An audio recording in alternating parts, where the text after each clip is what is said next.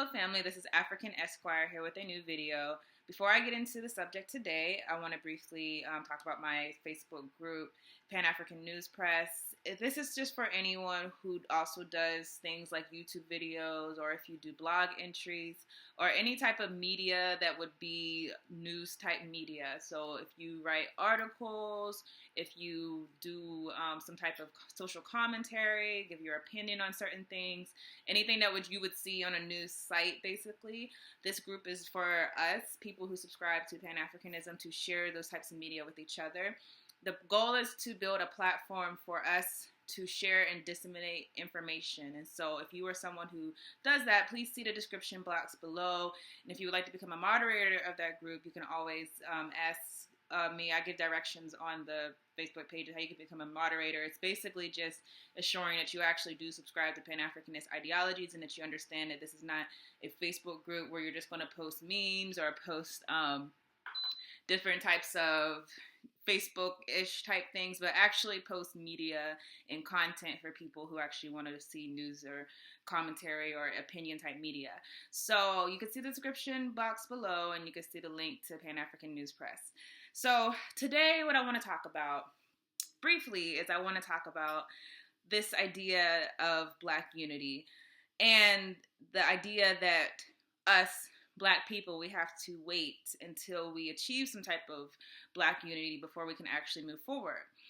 I've been thinking lately about that idea that Black unity as a collective is necessary in order for us to move as a people.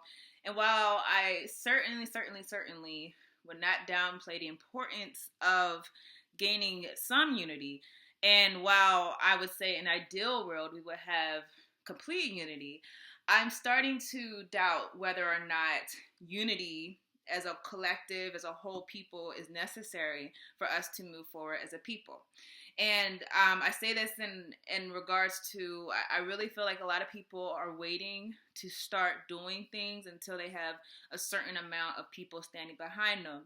But if you understand something about human behavior, you understand that humans, it's not necessarily natural for us to join something or to get behind something just based off of seeing something wrong and wanting to do something about it. Sadly, most human beings are kind of followers. We see something going on, we see a movement going on, and based off what's going on with that movement, we might join in, we might help out with it once it gets started, and once we see that it has some potential to move. But very few people actually have it in them to do something and stand alone. Very few people don't have it in them to be the odd ones out and not subscribe to groupthink, but actually go off on their own and do something. So that's what I want to talk about. And also, just briefly before I get into the unity discussion, I do want to say that to our people who, we have a lot of social media activists, we have a lot of people who voice their opinions constantly on Facebook, voice their opinions constantly on Twitter, but I really feel like while there's certain people who that might be their best function, we have to understand that it's kind of time for us to get off of social media and start building. And when I say building, it doesn't necessarily mean that you're going to go off and do something for the Black community, that it's going to soar off instantaneously, but understanding that something small, doing something small, goes a long way. And I'll use me as an example. My dream, I have a nonprofit that I started about a year ago. My dream at this point would be that the nonprofit could be ultimately a big way where Black children can receive supplemental education by basically going to either a school or going to an after-school program and getting that grandiose Black experience through the education system and not relying on the white education system. Realistically, I don't have the resources, and I don't know people who have the resources to actually bring that to fruition. And so what I'm doing now is I'm starting something small. I have me, and I know that I can count on myself to actually do something, and I have my husband, I know I can count on him to actually do something, and just with the both of us, we're going to do what we can to try to educate, even if it just starts off as a few children. If it's just 10 children, and hopefully someday it will grow into more.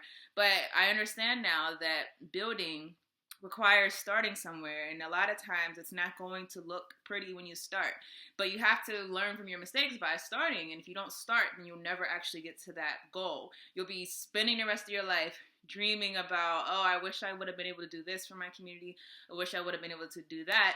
And you might be on Twitter and just going off about every single Black issue, but never actually contributing to the Black struggle. Because again, we have plenty of people who give opinions on the internet, but not a lot of people who get off of their internet and actually go into the community and do something with their people.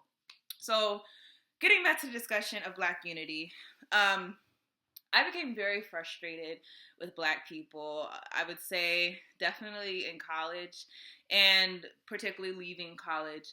The reason why is that at one point I wasn't necessarily, I wouldn't say I'm against feminism by the definition, because the definition again of feminism is just that you believe women should be equal. I believe that by the definition. However, how it's executed, how it's treated, how people will let a difference in how you view gender roles basically totally disregard the idea of promoting your Black family, promoting Black people all together. I disagree with that. And what I became frustrated with when I was in college was I was realizing that, okay, at one point, I'm like, okay, I guess I'm a feminist by definition. I mean, my teacher in philosophy, she said, as long as you believe women are equal, and I do believe that, women are equal. So yeah, I guess that. But then I started noticing a lot of women letting their ideology basically dictate who they will and will not work with, who they will and will not criticize, who they will and will not join. And that's when I started backing up from saying, okay, I'm not a feminist. I'm never going to put a ideology in front of Black people. I'm going to do what I can for my people first, and anything after that follows. So basically, I became very frustrated. I remember the pinnacle of that, and I actually have a video of I guess it was about a year ago now with the Nate Parker situation, over a year ago, more than likely. And I remember seeing so much discourse online going at Nate Parker over an alleged rape that he was proven innocent of, which is hilarious. You can get proven innocent, but as long as you're accused of rape, then essentially to people that means that you must be a rapist. Now I remember doing a video on that and just saying, because I was so disappointed in how many Black women I seen come out against Black men, and then if a Black woman supported Nate Parker, then she was an enemy of the Black feminist struggle.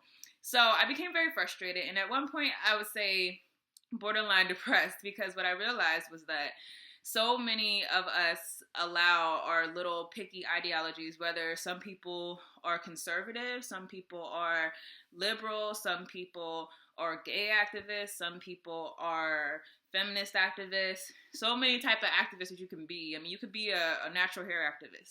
You could be a dark skin activist. You could be so many types of activists, but when people allow those things to basically allow them to separate from people, it really got to me.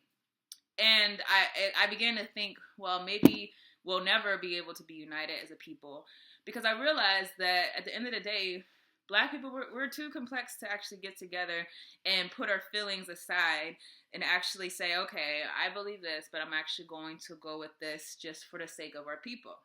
But nowadays, I don't necessarily think that Black unity is the end all and be all. And again, when I say unity, I'm talking about the idea that the majority of Black people have to join in with us who are Pan-Africanists, us who are moving our people forward in order for us to achieve anything. So when you think about different groups in America, and I'll use the example of the founding fathers of this country, you had people like Thomas Jefferson, James Madison, Alexander Hamilton, all those people. So you had them get together and form a continental convention, and where they basically said, we're going to declare our independence from Britain. And at that point, what people don't understand is that they were honestly a very, very, very small demographic of the population. Those were people who were property owners. They were all men, and they were rich. Because, if you had property back in that day, that means you had a lot of money. And they were very well educated. There were tons more of people who were Americans, millions who were not involved in the Continental Convention, millions who did not subscribe to maybe what those people thought or what they did. But that didn't matter, because when you had this specific group of people get together and create a protocol for what's going to happen going forward, that group of people were actually able to set in motion what the other people would follow. I'm saying that to say that if you have a few people, and when we're talking about Black people, it could be, we're about 13% of the population. So let's say 1% of Black people actually got together in our minds and said, okay, we're going to, I'm sorry, not 1% of Black people. Let's say 1% of the 13% got together and said, okay, we're going to create an agenda. We're going to do things that are going to build our community. We're going to do things that are going to support Black businesses. We're going to not just support Black businesses, but we're going to connect to Africans to support their initiatives. And we're going to have an exchange across waters where we're going to build the Black economy internationally. If we got together on a very specific agenda and made that determination, I truly believe that that small group of people would be able to influence the Black community as a whole. So the other 12% of us, of the 13%, they might have had nothing to do with the agenda getting set. They might have been mentally in their mind thinking that, okay, well, we're for integrating into these institutions, or we're going to do this. We don't really want to mess with the Black thing. They might be thinking that in their mind, but once they see the Black 1% of the 13% actually building institutions, and they see us building our cultural awareness, building our influence as a people, just that 1% of the 13%, others, trust me, will join, because at the end of the day, whenever you see something that's popping, you want to be a part of what's popping. You might not believe in it when it's not popping, because you've never seen anything of it in your lifetime. None of us have ever seen Black nationalism carried out. None of us have ever seen Pan-Africanism carried out. And essentially, they are ideas, they are genius ideas created by people we have followed in their footsteps long ago. But at the end of the day, if we brought those into fruition, trust me, you're going to have a lot of people who might not have never supported your movement before. You're going to have some feminists say, oh, well, I see this Black business is doing good. Maybe I should do something with them. You're going to see some people who maybe are Black conservatives who never believed in the pro-Black thing, and they're going to be like, oh, well, I see you're making money over here, so let me join in and try to do something with that. Another thing to keep in mind, the richest religious minority, I suppose you would call it, are the Jewish people. They're the richest ones in the United States. Keep in mind, they only make up about 1 to 2% of the population. Yet, this 1 to 2% of the population has been able to garner enough resources, garner enough support to actually become very influential. So what I'm saying this to say is, if you are like me and you ideally would like to see Black people all over join in together on one accord and get to work and do something together, but maybe you only have like 1 or 2 friends who actually are about the pro-Black life. Maybe you only meet some people online, but you don't actually see people in your day-to-day life. Those small interactions, do not minimize them, build off of them. And if you have an idea, or you have something that you want to build and bring into fruition, if you have a business that you want to do it with those people. Do it with the people that you actually do encounter, because at the end of the day, if we get this thing rolling, and the small percent of us who actually do subscribe to Black nationalistic principles or Pan-Africanist principles, if we get this thing rolling, that at the end of the day, it will grow to the point where other people will see what we are actually building and see what we're able to bring to the Black community. And I truly believe that those people will ultimately join in with us. So that's my subject for today. I'd love to see your comments. Do you think that Black unity is attainable when you look at everything going on? When you look at, we're so divided, right? We have the conservatives, the liberals, the feminists, the gay activists, the fundamentalists. There's just so many subgroups and variations of us. And every once in a while, you'll meet one of the pro-Black or Pan-Africanist or Black nationalists. And when you look at the small percentage of that, do you think that Black unity is attainable? What would it look like? It can't look like us all thinking alike, that's for sure. It can't look like us all saying, okay, well, we're all going to do one thing because, frankly, it just will never happen like that. There will always be people who are going to go their own way, who do not want to subscribe to your ideology fully. But if it were to happen, what would it look like? And are you like me? At this point, are you like, you know what, maybe it's not necessarily that we need Black unity as a whole, but we need just some people to start building and to start establishing some principles what we can build off of. So I would love to see your comments, and I will see you later.